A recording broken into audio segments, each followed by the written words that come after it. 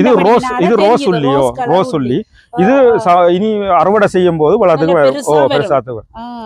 பெருசா வரையிலையும் நாங்கள் காட்டலாம் மக்களுக்கு. இப்ப இது விதை உள்ளியில இருந்து நட்ட உள்ளிய காட்டுறோம்.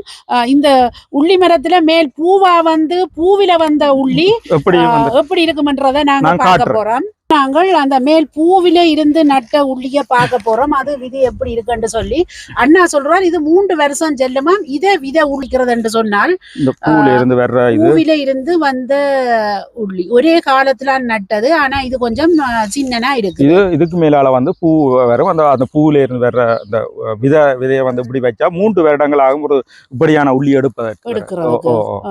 ஆனா இதுவும் ஒரு பூடா வரும் தானே, சின்ன பூடா வரும், சின்ன பல்லா வரும், சின்ன உள்ளியா வரும்.